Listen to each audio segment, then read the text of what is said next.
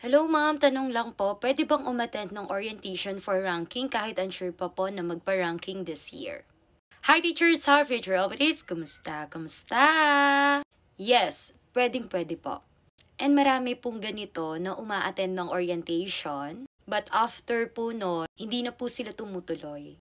And it's okay. Kasi during the orientation, tatanungin talaga kayo, sigurado na ba talaga kayo? Gusto nyo ba talagang maging teacher? Ito yung mga dapat yung paghandaan. Maraming dahilan, pero isa sa mga dahilan nila bakit hindi na sila nakakatuloy or tumutuloy is because of their requirements. Hindi natatapos, hindi nila agad nakukuha or naaasikaso, or minsan hindi pa talaga sila totally prepared, like sa demo, or yung after nung TRF, nung na-experience nila, mga ganon. So, may kanya-kanya tayong experience.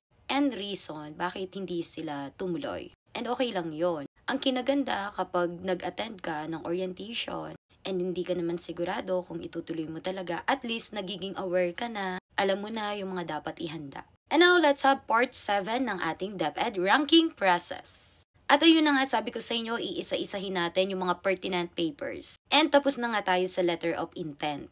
Okay, after the letter of intent nga, dito naman tayo sa PDS. At para sa mga nagtatanong po, kung maaari silang humingi po ng copy or kayo po humingi ng copy ng pertinent papers ko po, yes po. Yung format lang po yung maibibigay ko or yung template. And meron po niyan sa Google Drive link sa ating Blue app.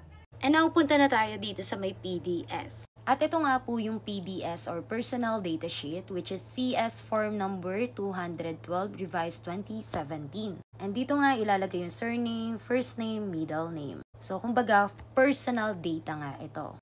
Next, ilagay mo yung date of birth mo. Huwag kang magkakamali na una yung month, day, and year. Then, place of birth, ayan. So, as you can see, personal data nyo yan. So, alam nyo na po ito. Kung wala pa kayong GSIS, pag-ibig, okay lang po. Ilagay nyo na lang NA. Then, dito po, ilagay nyo yung residential nyo and permanent address. Please, ingatan niyo yung paglagay nyo ng address, especially localization na po tayo. Then, dito naman ilalagay yung family background. After naman nun, itong school or educational background. Siyempre, una nyo po elementary, then secondary, kung may vocational, go. Then, college, graduate studies. And, maglagay po ng signature and date. Next, punta tayo sa C2. Yung service eligibility naman po natin. So, yung sa akin po, yung LET, which is tayo talaga LET. Then, ilalagay yung rating, date of examination, and saan. Then next, yung work experience, kailangan po, yung dito sa taas lagi, yung recent. So, matagal na ito. Ito yung dati ko. So, nakalagay po dito na umpisahan nyo po, yung pinaka nandito, yung recent work nyo po. Next naman, yung voluntary work or involvement in civic or non-government people voluntary organization. Kung wala, NA. Then next, ito naman yung mga learning and development or yung mga training, which ito, nakatulong po sa akin talaga sobra. Charis. Opo, totoo po, 10 points yan, naka-perfect po ako. Hindi ko na po nilagay yung mga nasa college po ako kasi hindi na po. Dapat daw po ang ilalagay, kag-graduate mo, ano yung mga training na inattend mo. Yun po. The next, other information kung may mga special skills ka pa. And then, ito yung membership in association, which is the PAFTE. Dito po nilagay. Diba nung bumibili po tayo ng ticket? So, yun, pinapamember na po nila tayo. And next, basahin po ng mabuti ito kung yes or no. Ayan. And dito yung number 37, have you ever been separated from service? Kung halimbawa, kakatapos mo lang.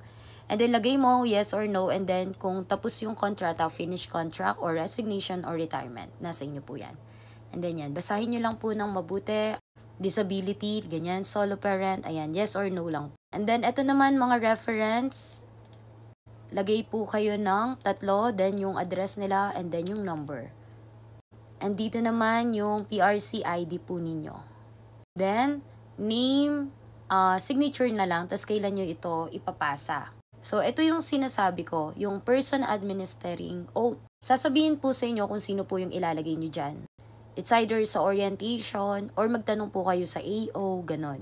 Kung sino po yung ilalagay. And then, dito po kung kailan nyo ipapasa yung papel. Actually, nung nagsasub po ako, talagang maraming beses akong paulit-ulit na nag-e-edit nito. Kasi i-check naman po nila. Ba't parang kinakabahan ako? And then dito yung right thumb mark ninyo. Then yung picture passport size po.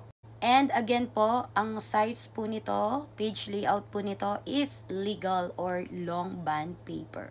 So halos talaga lahat ng papeles ng papers po is long. Next naman po yung work experience sheet.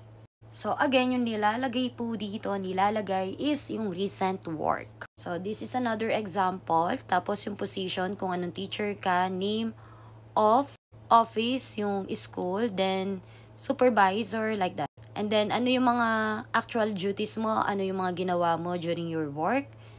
Then ito, another teaching experience na naman to. So, mas maganda kung ilalagay nyo sa work experience sheet ninyo which is related sa teaching.